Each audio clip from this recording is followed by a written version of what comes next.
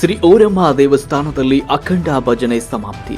ವಿಜಯನಗರ ಜಿಲ್ಲೆಯ ಕೂಡ್ಲಿಗಿ ಪಟ್ಟಣದ ಅಧಿದೇವತೆ ಗ್ರಾಮದೇವಿ ಶ್ರೀ ಓರಮ್ಮ ದೇವಿಯ ನೂತನ ದೇವಸ್ಥಾನದ ಲೋಕಾರ್ಪಣೆಗೊಂಡ ದಿನದಂದು ಸಂಪ್ರದಾಯದಂತೆ ಆರಂಭಿಸಲಾದ 48 ದಿನಗಳ ರಾತ್ರಿಗಳು ಅಖಂಡ ಭಜನೆ ಆಯೋಜಿಸಲಾಗಿತ್ತು.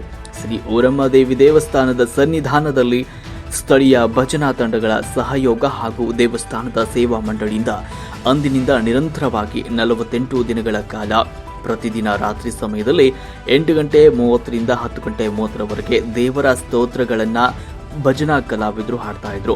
ಪ್ರತಿನಿತ್ಯವೂ ಭಜನೆಯ ನಂತರ ಸರತಿಯಂತೆ ದೇವಸ್ಥಾನದ ಸನ್ನಿಧಾನದಲ್ಲಿ ಉಪಸ್ಥಿತರಿದ್ದವರಿಗೆ ಪ್ರಸಾದ ಸೇವೆಯನ್ನ ಭಕ್ತರು ಸರತಿಯಂತೆ ತಾವೇ ಸ್ವಯಂ ಪ್ರೇರಿತವಾಗಿ ಮಾಡ್ತಾ ಇದ್ರು.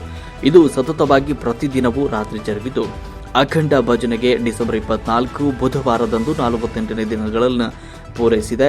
ಈ ಹಿನ್ನೆಲೆಯಲ್ಲಿ ಅಂದು ದೇವಸ್ಥಾನದಲ್ಲಿ ಅಂತಿಮ ಭಜನೆ ತಡರಾತ್ರಿಯವರೆಗೂ ಜರುಗಿ ಸಮಾಪ್ತಿಗೊಂಡು ಕಳೆದ 48 ದಿನಗಳ ಭಜನಾ ಕಾರ್ಯಕ್ರಮದಲ್ಲಿ ಪಟ್ಟಣದ ಶ್ರೀ ರಾಮಲಿಂಗೇಶ್ವರ ಭಜನಾ ತಂಡ ಸೇರಿದಂತೆ ವಿವಿಧ ಭಜನಾ ತಂಡಗಳು, ಭಜನಾ ಕಲಾವಿದರು ಹಾಗೂ ತಾಲೂಕಿನ ವಿವಿಧೆಡೆಯ ಭಜನಾ ಕಲಾ ತಂಡದವರು, ಖ್ಯಾತ ಭಜನಾ ಕಲಾವಿದರು ಅಖಂಡ ಭಜನೆಯಲ್ಲಿ ಸಕ್ರಿಯವಾಗಿ ಪಾಲ್ಗೊಂಡಿದ್ದರು.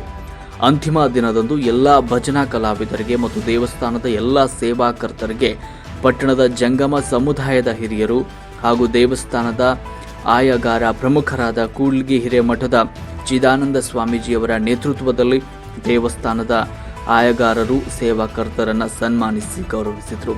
ಪಟ್ಟಣದ ಶ್ರೀ ರಾಮಲಿಂಗೇಶ್ವರ ಭಜನಾ ಮಂಡಳಿ, ಶ್ರೀ ಪೇಟೆ ಬಸವೇಶ್ವರ ಭಜನಾ ಮಂಡಳಿ ಸೇರಿದಂತೆ ವಿವಿಧ ಭಜನಾ ಮಂಡಳಿ, ಹೊಸಪೇಟೆ ತಾಲೂಕು ಗರಗ ಗ್ರಾಮದ ಭಜನಾ ಮಂಡಳಿ, ಜರ್ಮಲಿ ಗ್ರಾಮದ ಭಜನಾ ಮಂಡಳಿ, ಕೂಡ್ಲಿಗಿ ತಾಲೂಕಿನ ವಿವಿಧೆಡೆಯ ಭಜನಾ ಮಂಡಳಿಗಳು, ನೆರೆಹೊರೆ ತಾಲೂಕುಗಳ ಕೆಲ ಭಜನಾ ಮಂಡಳಿಗಳು ಭಾಗಿಯಾಗಿದ್ದವು.